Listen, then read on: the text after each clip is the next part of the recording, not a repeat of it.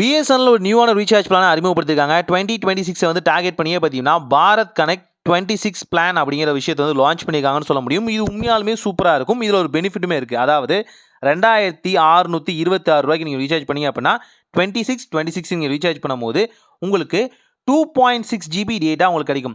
2.5 GB இல்லைங்க, 2.6 GB உங்களுக்கு கிடைக்கும். பர் டேக்கு பார்த்தீங்கன்னா நீங்கள் 7 ருபீஸ் தான் வந்து செலவு பண்ணுற மாதிரி இருக்கும். இதில் உங்களுக்கு அன்லிமிட்டடான காலு கூடவே 100 எஸ்எம்எஸ் 365 நாள் வேலிடிட்டியோட உங்களுக்கு இந்த பிளான் பார்த்தீங்கன்னா வந்துடும். ஏற்கனவே சொன்ன மாதிரி பர் டேக்கு 7 ருபீஸ் நீங்கள் வந்து பே பண்ணுற மாதிரி இருக்கும். ஓவரால் பார்க்கும்போது மற்ற நெட்வொர்க்கோட கம்பேர் பண்ணும்போது இது ஓகே தான். ஆனால் உங்கள் ஏரியாவில் பிஎஸ்என்எல் டவர் நல்லா ஸ்ட்ராங்காக இருந்தால் மட்டும் இந்த பிளானை சூஸ் பண்ணுங்கள். ஏன் நான் சொல்கிறேன்னா சில நேரங்களில் பிஎஸ்என்எல் டவர் மோசமாக இருந்துச்சு அப்படின்னா இந்த பிளான் போட்டும் பார்த்தீங்கன்னா வேல்யூ இல்லாமல் போயிடும் இல்லையா? ஸோ அதனால தான் சொல்கிறேன்.